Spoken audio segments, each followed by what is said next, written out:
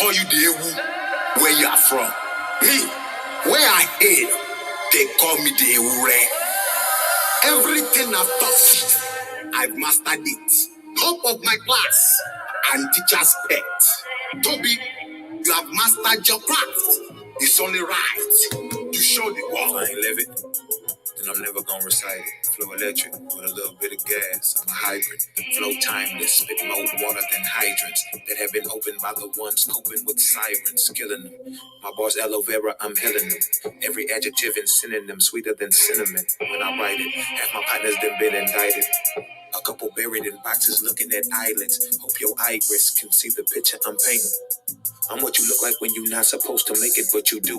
Without faking or kissing anus for loot. And you been praying, but if it's pistol play, then you gon' shoot. Cause you got patience, but I'll empty a case up on a clueless dummy who thought that he could run in your place and boost. Items. I swear I'm so non-violent. No air traffic controller, but got so much guidance for those who once were high, but need a path to land on. I'm spitting pivotal principle you can stand on. Put your bands on, put your fam and your mans on. Rest in peace to every beat I get my hands on. Oh. Toby, that's the type of slayage we are talking about. This not be mumble rap.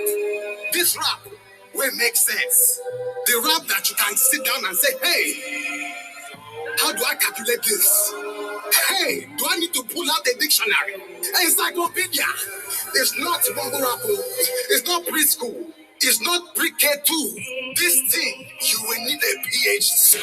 But I'm the son of an Utubu woman, known to hook up and cook up a dinner with fufu or something. Probably why y'all look up and discuss like some doodoo is coming straight up out my mouth when I hop on tracks and do what I does and gets. Nothing but a process, tireless. Touch fat, a hole in your head, machine wireless. All this water that is in me like a faucet is perfectly positioned for the godless. Hope they drink it, but if they don't, they'll probably die of thirst. Cursed are the ones that made it to the hearse before they actually passed because they were immersed in a lifestyle that runs congruent with the worst way of living. Slave to systems made with visions of a piety society, slave to rhythms that keep us moving to the tune of unfulfillment. I pray the pigment in my penmanship produce resilience. Yes, and so it shall be. This monstrosity of a rap that you just laid down, we cannot take it lightly. They say for the culture, but this is something you must identify as culture. Smart and intellectual rap. Rap where it makes sense to your body. Rap that makes you think twice before you step. Mumble, it should be called sharap instead of rap. Yeah. Quality music right there. Seduction Doll here. Welcome to the RVA, the Revolutionary Agenda. I know it's kind of early. I kind of was feeling myself a little bit. Just kidding. I've been through some things all tonight, so I kind of felt like I wanted to chop it up and see what's cracking. Talk about a couple of things that I saw in the news, or just in general. Just wanted to have an opinion about some stuff. You know what I mean? So I'm starting this little segment. And it's called the opinion segment, episode 1. When I started to do the RVA, I just really didn't have a structure. And now that I have kind of like a little structure, it's kind of too late to really structurize my shows. So I'm going to start with this one and see if I could pull a couple of different episodes and structure them as well, that I'm working on. Like my little documentary stuff that I'm doing with I call it like a documentary, a little question and answering thing I got going on with my mate, because he's running for office. So I kind of should have put that together differently. When I started the RVA, it was with my brother, my twin brother, and he's kind of like, on and off. And, a lot of things happen when you have people that are more experienced in broadcasting than you. And I did, when I got started on it, and I'm not even gonna lie, I just wanted to do my own thing because I felt like I needed to do my own thing and still be a part of something. I felt like I needed to be my own person. Um, for the simple fact that, it's a man's world some days, and I have a lot to say all the time, and I couldn't get it out. I couldn't get it out without it conflicting with my gentleman and or the team of revolutionaries that we are so close with. It would conflict with some of the things that I don't have time for it sometimes, and too, I say some radical things here and there, and it would eat up a lot of time, and it would take away from the program in certain ways, kind of disruptive. Then there was, everybody who has a team, some sort, or has had ever had a broadcast with more than one person, would know that there is always a moment in time where there's some dysfunction. It doesn't go necessarily right. Instead of having hurt feelings or anger or something stupid happen, or they say the wrong shit or whatever, sometimes you just gotta, sometimes you are your own star. You are your own person. Some people are just not meant to be in the boy band, okay? And you have the breakout artists. I'm like one of those. Um, Although now that we've had all of that worked out and everything is good, and if it wasn't for like, certain, like my sisters stepping in on certain things to help them get a sense of understanding, it'd still be crazy over there. So now that we have a good basis, I had already started the RVA, and I really was just wanting to talk about um, things that I had more to talk about than I could do it on my own program, on the other program, which is Frontline Black News. I have lots to say all the time when I'm over there, and sometimes I have more to say. And got to stay in alignment with our topics and our programming and how we've been consistent with bringing our news. We run on a time schedule, so the RVA was good for me because I have insomnia and I can get on whenever the hell I want to. I can talk about whatever I want to within reason. Um, a lot of good things, a lot of different things. I could have a 5-hour show if I want to and not even blink twice. I can talk about whatever I want. So things just get a little out of hand when I'm on the RVA by myself. Uh, like I do have guests once in a while. Used to in the beginning. Then like I said, sometimes not just my ego, but you got the ego of others. Sometimes it doesn't work well, or if you bring a guest on and your guest doesn't know how to behave, and then I gotta cut the both off and punish one and punish the other. It's like tough. I feel like I'm mothering sometimes. um, those kind of things have been worked out too. I just will do my own thing. I'm free. That's the thing about being free. Free, you aren't under the time constraints of anything or anybody. You don't know what structure is. You're just freely doing something, and that's where I am. I'm free. So even like I might find it annoying that my mate be like, "Look, we're approaching an hour," and I'll be like, "And," but in reality, it's good structure. I just buck the system because that's just me being a renegade.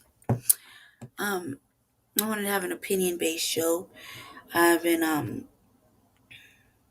that I've been on other platforms or anything like that. Not that. I mean, people see me and they see me where they see me where they see me. Um, I wanted to have a couple of different types of topics, and I just couldn't get everybody in alignment with me. So I decided I want to talk about certain things, and I have to make appointments for these topics to get talked about. One of them is the beautiful thing about Black love.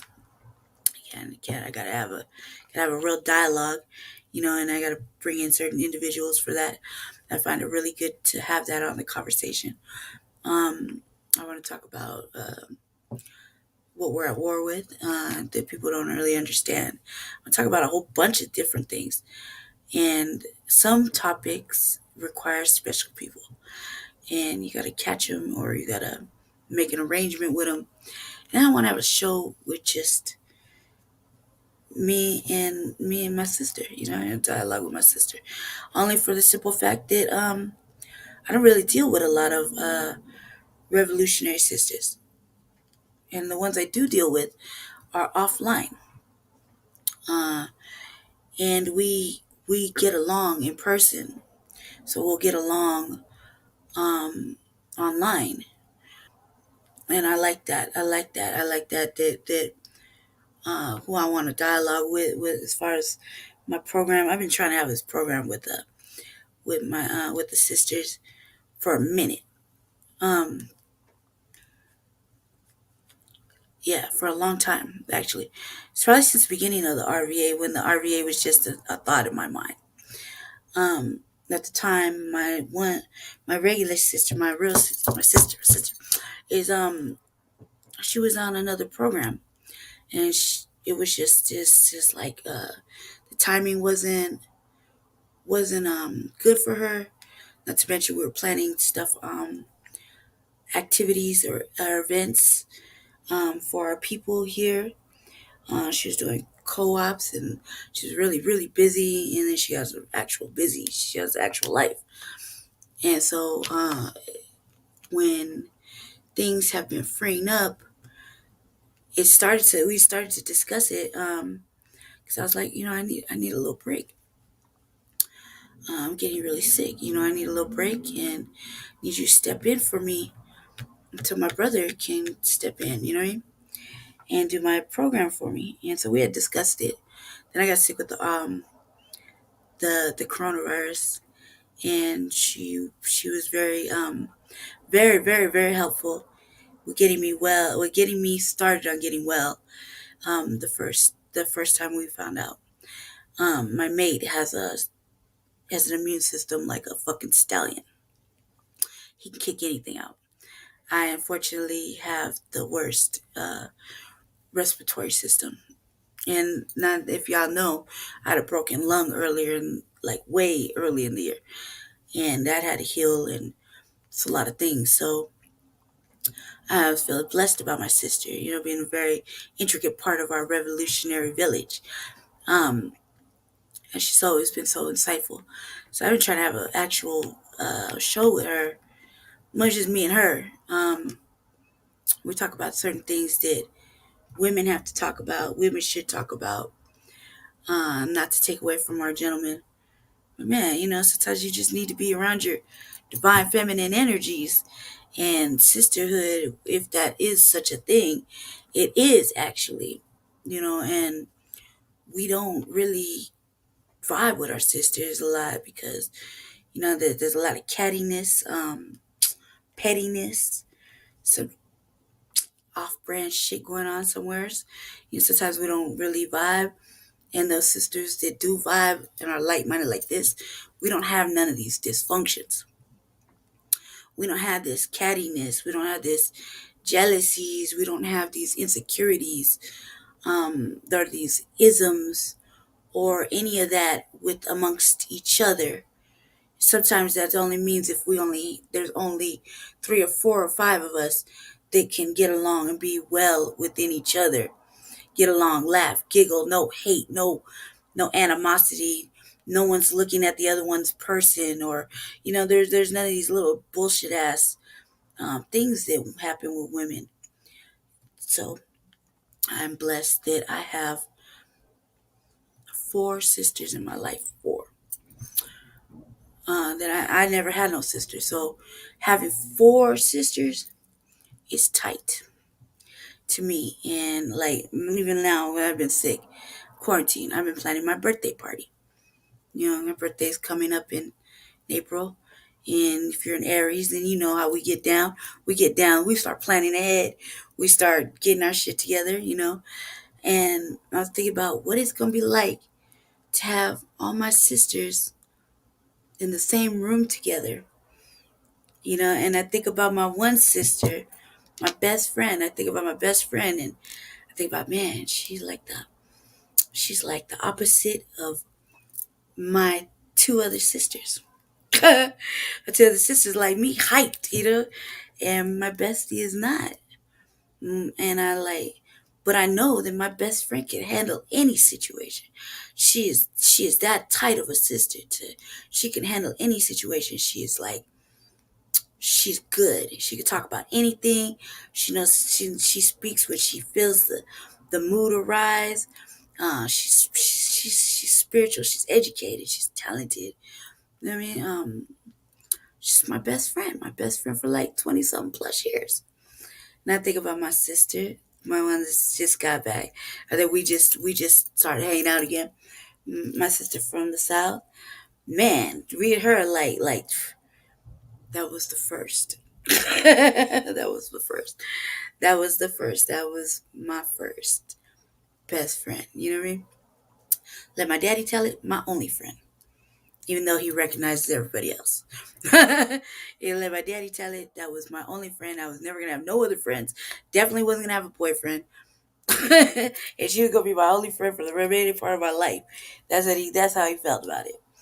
But that was my first best friend. And I can't wait to put her, not to put them all together and have fun with them and dance and giggle and laugh and, you know, share shit. Just talk to them, and just have them all in the same room, vibing. You know, I got one friend that don't drink or really smoke, and that's a good thing. You know what I mean? So to see her, maybe indulge in like a glass of wine, and she might smoke a blunt. Maybe I'll get lucky, but if not, I'm break down the hookah for her or something like that. So she could chill with us, like so she's not left out, even if she don't want to. I'm gonna see what I could do, because when you got day and night, I got sisters that are night sisters that are like up, hype, like to dance, giggle, they're like me. I got one that's really balanced. She reminds me of my mate. She's just balanced, calm, and balanced, and I think that'd be good for everyone. But I also think too that it would be good for all of us just to get around and listen to some bomb ass music and just have some fun and take some flicks, and each one meeting this one and that one, and seeing that, man, this is how I see my friendships, and they all get to know each other, and they all could be friends, and everything could be, I don't even have a feeling like it would be bad. Most people be like, I don't know, can't get this person and this person in the same room. Nah, I don't even have that thought. I won't even allow that thought to creep in my brain, because if I think this person's tight, I want you to understand why I think this person's tight. And I think that if everybody thought they love me, you'll get along great.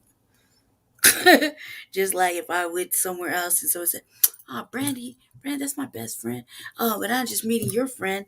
And I might not like that person initially, but they're going to be like, if I love you, I'm going to learn to love your friend. I'm going to learn to do that. I'm going to learn. But then these are adults. We're adults now. Like, everybody's heading into everything is except for one, is everybody's heading into their 40s or mid 40s. So we're grown now. So the little feelings, they out the way. They don't even exist, really. They don't even exist. They don't even got to get to no stupid level, because when you deal with grown women don't get it to that point. That's little girl shit. Little girls make it to that sorry ass individual point where you're like, nah, what. Nah, grown women don't even got to do all that. That's a beautiful thing about being grown. And you surround yourself with grown ass women. They'll say it just like this. You just have to agree to disagree and keep it pushing. What's next on the topic list? Here, drink this, have fun. Let's kick back. You want to hear some music? And they'll find a way to change the subject and bring it back to being lighthearted and happy. That's grown women right there. Not no little girl shit. Little girls to take it, get in their feelings, get all catty and stupid and shit, and like be on some old hater shit, or be looking at another sister like, oh well, whatever. No, I surround myself because I don't have a lot of friends. I don't have a lot of friends. Everybody knows I'm not really social, so I don't surround myself with sorry ass individuals. Those days are over. Those days are long over. But when I surround myself with these particular sisters, I surround myself with them because they smart. They always teach me something. I don't have one fucking friend, one female friend out of these four that hasn't taught me anything in the last week or 2 weeks. One, because me and been kind of locked down. I think the coronavirus really locked us down.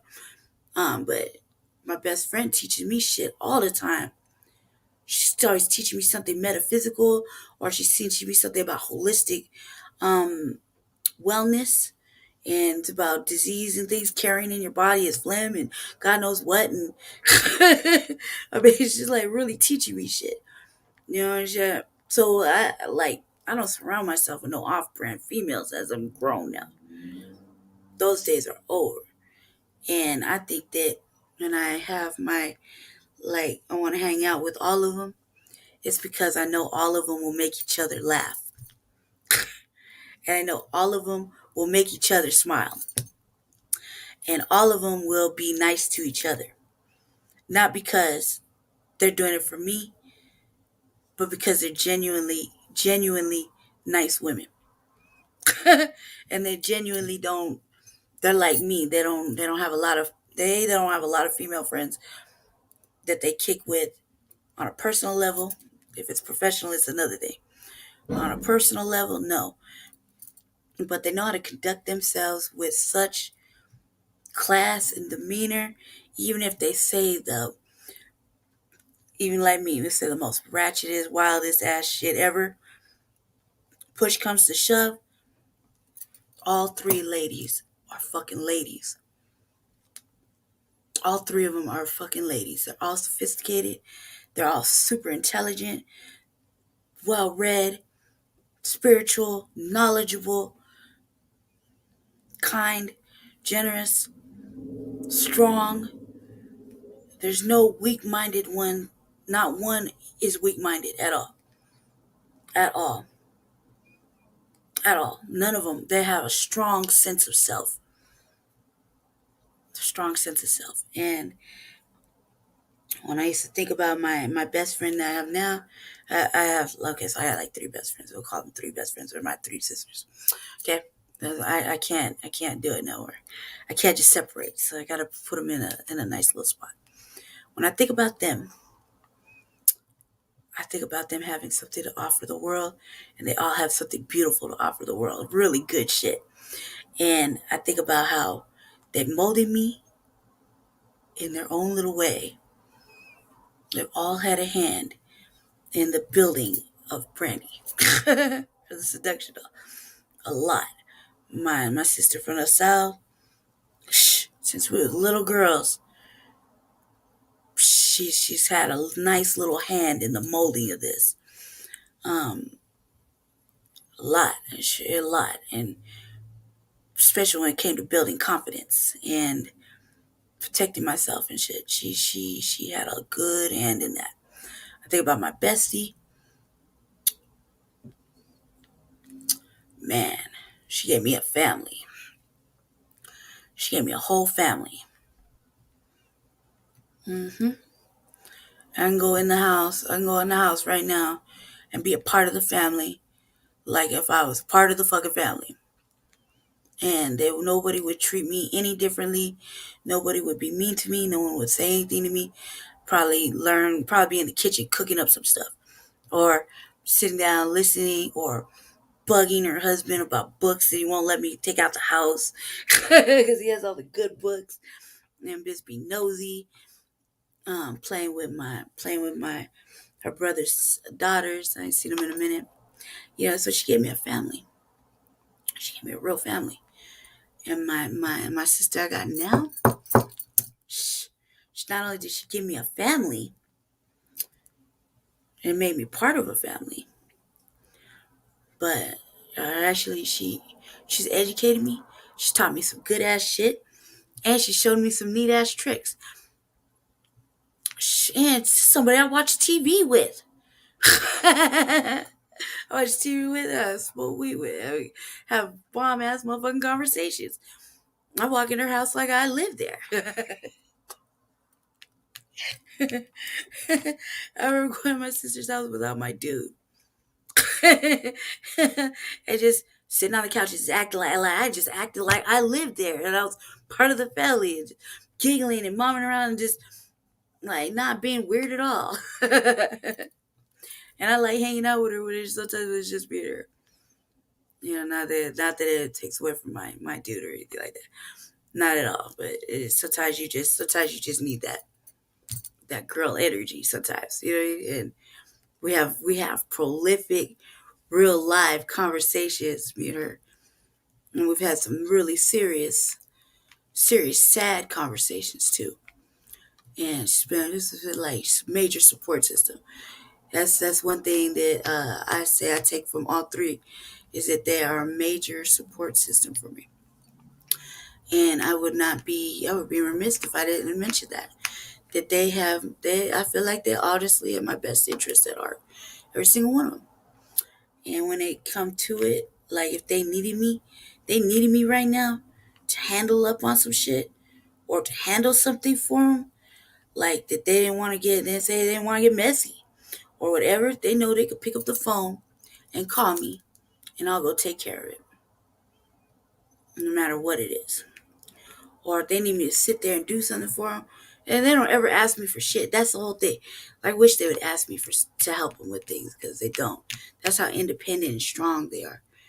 If they did need something like that, I'd be with it. I'd be with it. They wouldn't even have to ask me twice, say less. I'm there, And especially if it's something bad, definitely with it. So, I was just planning on my birthday. And I'm planning on making sure that I got like it all together, and that we can. I'm debating on whether I want to go somewhere or not, because I kind of want to have a little party, and at the same time, I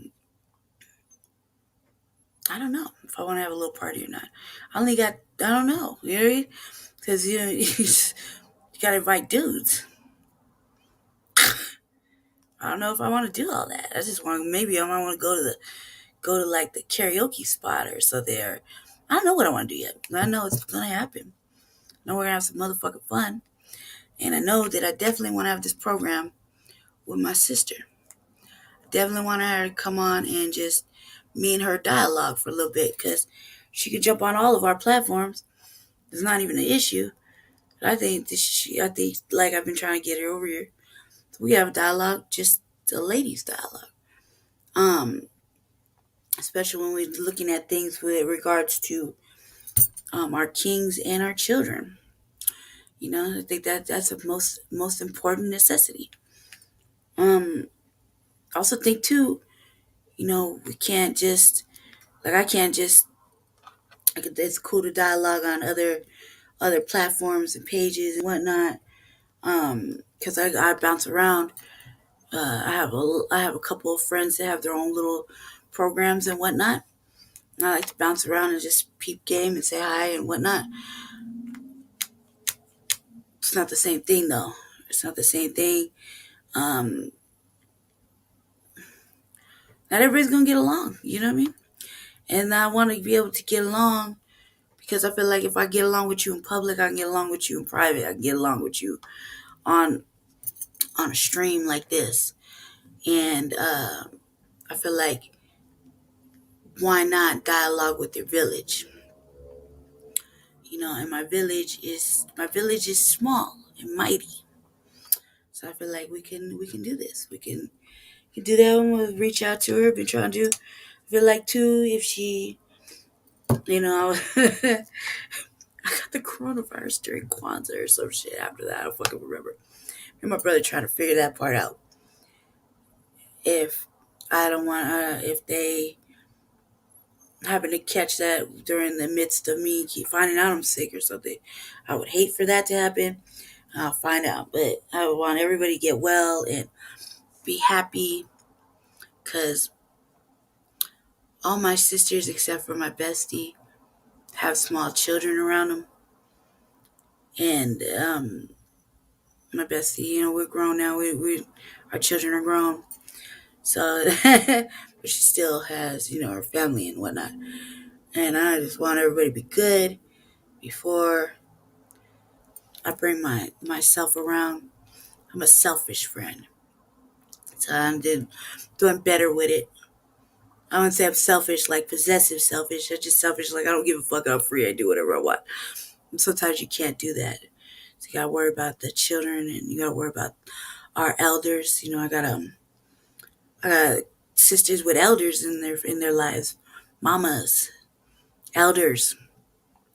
So I gotta make sure they're good too. So before I can just take my little self anywhere and just think I can just do whatever, I gotta actually be prepared. Or calling ahead, making appointments. Let's talk about this coronavirus though. It's 7:30. I was in Colorado time, debating on whether or not I want to go to the hospital, doctor. Not because I'm sick. Just want to talk to the doctor. The thing is that if you don't have it now, if you haven't caught the coronavirus, if you so happen to catch the coronavirus, start taking notes. That's what I feel like we did not do, and I feel like this is the best advice I could take. Get your notebook, take some notes. There's a lot of things that your body goes through that you didn't realize, you just think you could champion through. Like I said, my mate is a strong immune system. He's good. He's been good. He's been good. He might have had the the test results, but after a couple of days of drinking orange juice and me going home, he's been great. And here at my house, my brother locked me down in my bedroom. He got me on the CDC website type shit. Like, I don't like how he did me though, cuz. It's for the best though. Now that we talked about it yesterday, it's for the best. Take notes though. Like, I had a coughing spell. Let me see what's going on right here. Let's see what's going on. Hold on a second. I'll be right back, family. Hold on a second.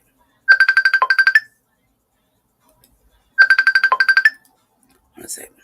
I'll go in there real fast. What I was gonna say is that take notes. I had a coughing spell in the restroom one day, and my whole right hand and arm went numb. I couldn't even feel my fingers. That's weird. I had a migraine headache. I don't get migraines. Tension headache, everybody gets one. I had a migraine headache, and that shit has had me, my brother calls it a COVID headache. I'll be right back, family. I'll be back.